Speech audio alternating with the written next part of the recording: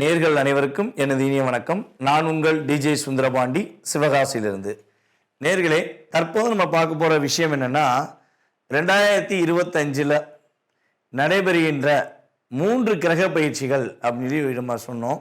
இந்த 3 கிரக பயிற்சியில் சுப கிரகம் என்று அழைக்கப்படுகின்ற குரு பகவான், இந்த குரு பகவான் ரிஷப ராசியிலிருந்து மிதுன ராசிக்குள்ள எப்போ போகிறாரோ அதுதான் குரு பெயர்ச்சி என்று அழைக்கப்படுகிறது.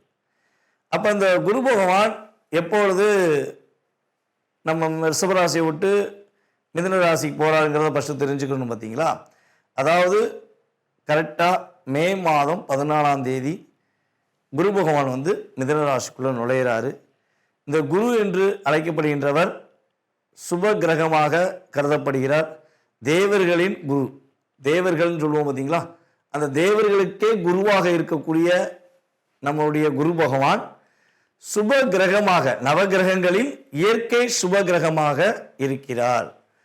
இப்போ நம்ம எல்லா இடங்கள்லையும் போய் நம்ம ஜாதகம் பார்க்கும்பொழுது மேக்சிமம் பார்த்தீங்கன்னா சுப நிகழ்ச்சிகள் என்று சொன்னாலே நம்மளுடைய ராசியில் அல்லது நம்மளுடைய லக்னத்தை குரு பார்க்காரா, அப்போ கோச்சார ரீதியாக குரு பார்வை நம்மளுடைய எந்த விஷயத்துக்காக நம்ம நோக்கிறோமோ அந்த விஷயங்களில் குரு பார்வை இருக்கான்னு தான் ஜோதிடர்கள் எல்லாமே பார்க்குறாங்க. ஸோ அப்படி பார்க்கும்பொழுது காலபுருஷன் ராசிக்கு 9ஆம் இடத்ததிபதி மற்றும் 12ஆம் இடத்ததிபதியான குரு பகவான் காலபுருஷன் ராசிக்கு 3ஆம் இடத்தில் செல்கிறார். இப்போ 3ஆம் இடத்தில் குரு பகவான் செல்வது என்பது எந்த அளவுக்கு ஒரு மிகப்பெரிய மாற்றத்தை கொடுக்கும், எல்லா நேயர்களுக்கும் என்னென்ன விஷயங்கள்லாம் முன்னேற்றத்தை குரு பகவான் கொடுக்க போறார் என்று பார்க்க போகிறோம். இந்த குரு பகவான் இந்த வருடத்திலே கிட்டத்தட்ட பார்த்தீங்கன்னா 3 முறை பயிற்சி ஆகிறார். 3 முறை பயிற்சி ஆகிறன்னா எப்படிங்க அப்படின்னு ஒரு கேள்வி வைப்பீங்க பார்த்தீங்களா. அதாவது இந்த வருடத்தில் ஆகஸ்ட் மாதம் 18ஆம் தேதி அதிசாரமாக கடகராசிக்குள்ள நுழைவார். ஆகஸ்ட் மாதம் 18ஆம் தேதி அதிசாரமாக கடகராசிக்குள்ள நுழைவார்.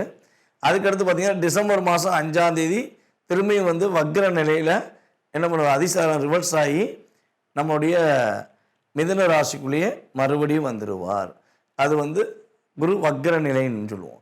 ஸோ கிட்டத்தட்ட பார்த்திங்கன்னா ஃபஸ்ட்டு ஊரில் மிதுன ராசிக்குள்ளே வர்றாரு, திரும்ப கடகராசிக்குள்ளே நுழைகிறாரு, திரும்ப மிதுன ராசிக்குள்ளே வர்றாரு. ஸோ கிட்டத்தட்ட 3 முறை இந்த வருடத்திலேயே குரு பகவானுடைய செயல்பாடு, ஒரு வருஷம் குரு பகவான் ஒரு ராசியில் இருப்பார், அந்த ஒரு வருடத்திலேயே 3 முறை மாறி வருகிறார் என்று பார்க்கிறோம். அப்போ குரு பகவான் யாரையுமே அதிகமாக கஷ்டப்படுத்த போகிறதும் கிடையாது, யாரையுமே மிகப்பெரிய கவலை உண்டாக்கக்கூடிய செயல்பாடுகளை செய்ய போகிற கிடையாது என்று முழுமையாக தெரிந்து கொண்ட உங்களுக்கு உங்களுடைய ராசிக்கான பலன்கள் என்ன, உங்களுடைய ராசிக்கான குரு பயிற்சி பலன்களை பற்றி நீங்கள் முழுமையாக பார்க்கலாம். வாங்க வீடியோக்குள்ள போகலாம். மிதுன ராசி அன்பர்களுக்கு குரு பயிற்சி பலன்கள் என்னென்ன மாற்றங்களை கொடுக்க போகின்றன. குரு பகவான் பார்த்தீங்கன்னா கிட்டத்தட்ட ஒரு வருட காலமாக உங்களுடைய ராசிக்கு 12ஆம் இடத்தில் அமர்ந்திருந்தார். அப்போ 12ஆம் இடத்தில் விரயஸ்தானத்தில் அமர்ந்த குரு பகவான் உங்கள் ராசிக்கு எத்தனாம் இடத்த அதிபதியாக வராரு பார்த்தீங்கன்னா 7ஆம் இடத்த அதிபதி மற்றும் 10ஆம் இடத்த அதிபதியாக குரு பகவான் வருகிறார். இப்போ 7, 10க்குரியவர் 12ல் உட்கார்ந்தார். அப்போ 12ஆம் இடத்தில் அவர் அமர்ந்ததுனால என்னென்ன விஷயங்கள்லாம் உங்களுக்கு சின்ன டிஸ்டர்பன்ஸ் இருந்திருக்கும் அப்படின்னு பார்த்தீங்கன்னா, கடந்த காலங்களில் குரு பகவான் மூலமாக சில பொருளாதாரம் சம்பந்தப்பட்ட விஷயங்கள் நிறைய தாக்கங்கள் நம்மளுடைய மிதுன ராசி அன்பர்களுக்கு இருந்திருக்க வாய்ப்புகள் இருக்குது. அதே போல் பார்த்திங்கன்னா நண்பர்கள் உங்களுக்கும் சில கருத்து வேறுபாடுகள் ஏற்பட்டிருக்கும். கடந்த காலங்களில் உங்களுடைய நண்பர்கள் உங்களை நிறைய விஷயங்களை லாக் பண்ணியிருப்பாங்க. ரொம்ப ரொம்ப டீப்பாக நம்பி செஞ்ச விஷயங்கள் இப்போ நம்பிக்கை இழந்துட்டேன் அப்படின்னு சொல்லக்கூடிய செயல்பாடுகள்லாம் கடந்த காலங்களில் ஒரு வருட காலமாக உங்களுக்கு ஏற்பட்டிருக்கும். ஸோ அதே போல் நிம்மதியாக தூக்கம் இல்லைப்பா, தூங்கியே ரொம்ப நாள் ஆச்சு, நானும் எவ்வளோ ட்ரை பண்ணுறேன், ஒரு வருஷம் உருண்டு பார்த்துட்டேன் புரண்டு பார்த்துட்டேன், தூக்கமே இல்லைங்க அப்படின்னு சொன்னவங்களும் கொஞ்சம் அதிகமாக இருக்காங்க. ஸோ அதே போல் பயணங்கள் மேற்கொள்ளும் போது நல்லா பர்ஃபெக்டாக பிளான் போட்டு போனாலும் அந்த பயணங்கள் என்ன இருக்கும், நிம்மதி இல்லாமல் சூழ்நிலைகள்லாம் உங்களுக்கு இருந்திருக்க வாய்ப்புகள் உண்டு என்று பார்க்கிறோம். ஸோ இது கடந்த காலங்களில் நடந்த நிகழ்வு. ஸோ இந்த 2025 மே மாதம் நடைபெறுகின்ற குரு பயிற்சி என்னென்ன மாற்றங்களை கொடுக்க போகுது, நம்முடைய மிதுனராசினியர்களாகிய உங்களுக்கு என்னென்ன மாற்றங்களை கொடுக்க போகிறார் குரு பகவான் அப்படின்னு சொல்லி பார்த்தீங்கன்னா, குரு பகவான் ஜென்ம குருவாக உள்ளே நுழைகிறார். இப்போ ஜென்ம குரு அப்படின்னா என்னென்னா, எதையுமே கொஞ்சம் ப்ரொஃபைட்டாக ஃபில்ட்ரு பண்ணி உங்களுடைய வாழ்க்கையில் நீங்கள் என்ன செய்யணும் என்ன செய்யக்கூடாதுங்கிறத 2 விதமான சிந்தனைகளை உங்களுடைய மனதுக்குள் கொடுத்து அதை செயல்படுத்துவதற்கான ஆற்றலை கொடுக்கக்கூடிய அமைப்பு ஜென்ம குருவுக்கு உண்டு. ஆனால் என்னென்னா, நீங்கள் செய்யணும் அப்படின்னு நினச்சி உறுதியாக இருந்தால் மட்டும்தான் இந்த குரு பயிற்சியில் எதையுமே செஞ்சு முடிப்பீங்க. ஒரு பதட்டமும் ஒரு சிந்தனையும் இருந்துக்கிட்டே இருந்துச்சுன்னா அதை செய்து முடிப்பதற்கான காலதாமதங்கள் ஏற்பட வாய்ப்புகள் உண்டு.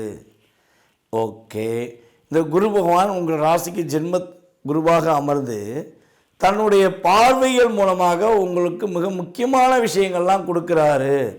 இப்போ என்ன முக்கியமான விஷயங்கள்லாம் கொடுக்க போகிறாரு, அவருடைய பார்வை மூலமாக உங்களுக்கு என்னென்ன பலன்கள் கிடைக்க போகுது, என்னென்ன மாற்றங்கள் கிடைக்க போகுது அப்படின்னு பார்க்கும்போது, குரு பகவான் தன்னுடைய 5ஆம் பார்வை மூலமாக உங்கள் ராசிக்கு 5ஆம் வீடான துலாம் ராசியவே பார்க்க.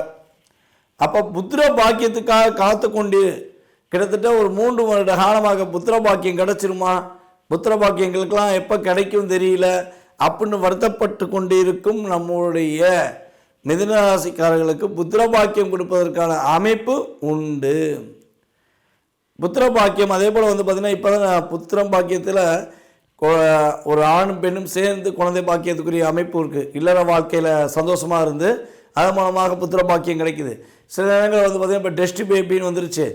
அப்போ முன்னாடிலாம் டெஸ்ட் பேபி கிடையாது, ஆனால் இப்போ என்ன ஆகுது, டெஸ்ட் பேபி கொஞ்சம் அதிகமாக பிரபலம் பண்ணிக்கிருக்காங்க. ஏன் அப்படின்னா, முன்னாடி நான் அதாவது ஒரு கிட்டத்தட்ட 2 தலைமுறைக்கு முன்னாடி 3 தலைமுறைக்கு முன்னாடிலாம் பார்த்திங்கன்னா ஒரு வீட்டில் 10 குழந்தைகள் இருக்கும். ஒரு சில வீட்டில் ஒரு 12 குழந்தைகள்லாம் இருந்த வீடுகள்லாம் இருக்குது. அதுக்கப்புறம் என்னாச்சு, 2 தலைமுறைக்கு முன்னாடி என்னாச்சு, ஒரு வீட்டில் 4 குழந்தைகள் 3 குழந்தைகள் பிறக்கக்கூடிய அமைப்பில் செயல்பாடுகள் கொண்டு வந்தாங்க. அப்புறம் நாம் இருவர் நமக்கு ஒருவர்னு சொல்லி கொண்டு வந்தாங்க. இப்போ நாம் இருவர் நமக்கு மட்டுமே இருவர்னு சொல்லி நிறைய மாற்றங்களை கொண்டு வந்து குழந்தை பாக்கியத்தில் நிறைய தடைகளை ஏற்படுத்திக்கிட்டாங்க. காலதாமத திருமணம், அதே போல் திருமணம் முடித்த பிறகு இல்லை நம்ம பொருளாதாரத்தை முன்னேற்றிக்கிடுவோம் அதுக்கப்புறம் குழந்தை பெற்றுக்குருவோம் அப்படிங்கிற செயல்பாடு, இதெல்லாம் நிறையா கொண்டு வந்து குழந்தை பாக்கியம் இப்போ கிடைக்குமான்னு கோயிலாக சுற்றுறது, ஆஸ்பத்திரியாக சுற்றக்கூடிய அமைப்பில் நம்மளை உருவாக்கி வச்சுட்டாங்க. இப்போ அதனால் டெஸ்டி பேபிங்கிற ஒரு செயல்பாடை கொண்டு வந்து குழந்தை பாக்கியத்தை உருவாக்கி கொடுத்துக்கிருக்காங்க. ஸோ அதெல்லாம் ஒரு பக்கம் இருந்தாலும் உண்மையான அன்புடன் உண்மையான இல்லற சந்தோஷத்துடன் ஒரு கணவன் மனைவி ஒற்றுமையுடன் இருப்பவர்களுக்கு குரு பகவான் இந்த வருடத்தில் குழந்தை பாக்கியம் கொடுக்க போகிறார் என்பது கிரக ரீதியான செயல்பாடுங்க. எழுதி வச்சுக்கோங்க.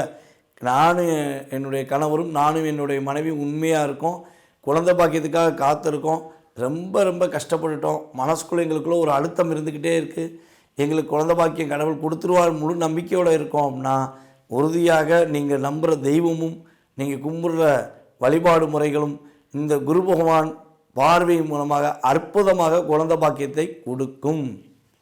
கிரகங்கள் கோச்சார ரீதியான கிரகங்கள் வலிமையாக இருக்குது. இதில் உங்களுடைய சுய ஜாதகமும் வலிமையாக இருந்தால் 100% குழந்தை பாக்கியம் உண்டு என்பதை தெளிவாக சொல்ல முடியும். ஸோ அதே போல் பார்த்திங்கன்னா உங்களுடைய அறிவின் திறமை செயல்பாடுகள், ஒரு விஷயத்தை அப்படியே பிரம்மாண்டமாக யோசிக்கிறது, கவிதை எழுதுறது, கற்பனை திறனை வளர்த்துக்கொள்வது, கம்யூனிகேஷன் ஃபீல்டை செயல்படுத்துவது, கம்ப்யூட்டர் கணினி சம்மந்தப்பட்ட டிபார்ட்மெண்ட்டில் ஒர்க் பண்ணுறவங்களுக்கு தன்னுடைய அறிவின் திறமை மூலமாக தன்னுடைய திறமையை வெளியே கொண்டு வந்து வெற்றி பெறுவதற்கான ஒரு அற்புதமான காலகட்டம். பரிசு பொருட்கள் அதிகமாக கிடைக்கும். உங்களுக்கான ஒரு அங்கீகாரம் கொடுக்கக்கூடிய ஆற்றல் குரு பகவான் கொடுக்க போகிறார். உங்களுக்கு பிடிச்ச மாதிரி ஒரு ஆடம்பர பொருட்களை வாங்குவீங்க. பெண்களாக இருந்தால் தன்னுடைய கணவனுடன் சந்தோஷமாக வெளி சுற்றுலா பயணங்கள் செல்வதற்கான வாய்ப்புகள் உண்டு. அதே போல் பார்த்திங்கன்னா உங்களுடைய மாமியாருக்கும் உங்களுக்கும், அதாவது திருமணம் முடித்த பெண்களுக்கு மாமனாருக்கும் மாமியாருக்கும் உள்ள அவங்க மூலமாக உங்களுக்கு ஏற்படுகின்ற இன்னல்கள், அவர்கள் மூலமாக சில பிரச்சனைகள் நீங்கள் ஏதேனும் இருந்தால் அந்த பிரச்சனை முற்றுப்புள்ளி வைக்கப்படும். அல்லது நீங்கள் உங்களுடைய மாமனார் மாமியார் தவறாக புரிஞ்சுக்கிட்டு இருக்கீங்க, அவங்க உண்மையாக தான் இருக்காங்கன்னா அதை நீங்கள் தெளிவுபடுத்திக் கொள்வதற்கான வாய்ப்பை குரு பகவான் அற்புதமாக வழங்க போகிறாரு. அப்போ குடும்ப ஒற்றுமை இந்த காலகட்டங்களில் ரொம்ப ரொம்ப உங்களுக்கு சூப்பராக இருக்க போது. கணவன் மனைவி ஒற்றுமை ரொம்ப அற்புதமாக இருக்கும். ஏன்னா இந்த 5ஆம் பார்வைங்கிறது குழந்தை பாக்கியத்தை கொடுக்கறதுனால உங்களுடைய ராசிக்கு 7ஆம் வீடான தனுசு ராசியை குரு பகவான் உங்கள் ராசிலேயே உட்காந்து தன்னுடைய வீட்டை பார்க்குற. பார்த்தீங்களா, யார் யாரெல்லாம் மிதுன ராசியில் கருத்து வேறுபாடுனால நீ வேறு நான் வேறு பிரிஞ்சவங்க, ரொம்ப ரொம்ப அந்யூன்யமாக இருந்து உனக்கு எனக்கு சம்மந்தம் இல்லைன்னு சொல்லி சின்ன விஷயத்துக்காண்டி பிரிஞ்சு போனவங்கெல்லாம் கட்டாமல் என்ன பண்ணுவாங்க, இப்போ உங்களுடைய உண்மையான அன்பை புரிந்து கொண்டு உங்களை தேடி வருவதற்கான வாய்ப்புகள் குரு பகவான் கொடுக்கிறார். அதே போல் குரு பகவானின் 9ஆம் பார்வை உங்கள் ராசிக்கு மிகப்பெரிய ஒரு அற்புதமான மாற்றத்தை கொடுக்க போகுது.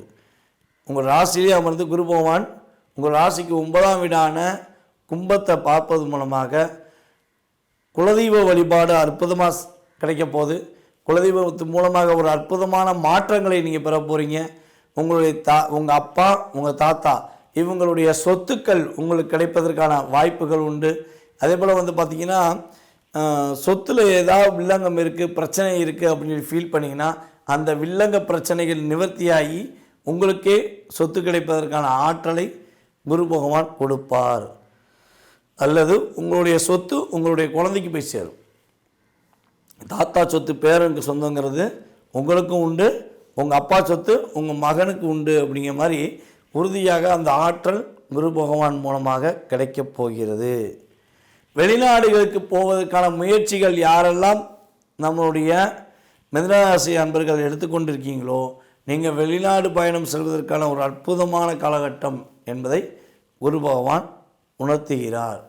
அதே போல் பார்த்திங்கன்னா இந்த நேரங்களில் பணம் சம்பந்தப்பட்ட விஷயங்களில் மிகப்பெரிய முன்னேற்றம் உண்டு. பணப்புழக்கங்கள் கொஞ்சம் அதிகமாக இருப்பதற்கான வாய்ப்பு உண்டு. யாரெல்லாம் அரசியலில் ஈடுபடுகிறார்களோ அரசியல்வாதிகளுக்கு மிகப்பெரிய மதிப்பும் மரியாதையும் அங்கீகரிக்கப்படும். ஒரு சாதாரண சாதாரண உறுப்பினர் இருந்தவர் இந்த மிதுனராசி என்பதாக இருந்தாங்கன்னா இந்த காலகட்டங்களில் அவங்க நல்ல ஒரு போஸ்டிங் வாங்கி அதே ஒரு கம்பீரமாக நடந்து செல்வதற்கான ஆற்றலும் செயல்பாடுகளும் குரு பகவான் கொடுக்கிறார். திருமண தடைகள் விலகப் போகிறது. சுப காரியங்களில் உள்ள தடைகள் விலகி சுப காரியங்கள் சிறப்பாக நடத்தி வைப்பதற்கான ஆற்றலும் செயல்பாடுகளும் குரு பகவான் மூலமாக உங்களுடைய இல்லத்தில் நடைபெறும் என்பது கிரக ரீதியான உண்மை. ஸோ இவ்வளவு ஒரு அற்புதமான மாற்றங்கள், இவ்வளோ அற்புதமான செயல்பாடுகள் உங்களுக்கு கிடைக்கும் பொழுது தடைகள் விலகி நம்முடைய மிதுனராசி அன்பர்கள் வெற்றி பெறுவதற்கான வாய்ப்பு இருக்குது என்பதை உறுதியாக சொல்ல முடியும். இந்த குரு பயிற்சி காலங்களில் நீங்கள் வழிபாடு செய்ய வேண்டிய ஸ்தலம் அப்படின்னு பார்த்தீங்கன்னா பழனி ஆண்டவரை இந்த வருடத்தில் 2 முறையாவது சென்று வழிபாடு செய்யுங்கள். குரு பகவானின் முழு ஆசீர்வாதமும் மிக வெற்றிகரமான செயல்பாடுகளும் உங்களுக்கு முழுமையாக கிடைக்கப்பட்டு நம்மளுடைய மிதுனராசி அன்பர்கள் வெற்றி பெறுவார்கள் என்பது கிரக ரீதியான உண்மை.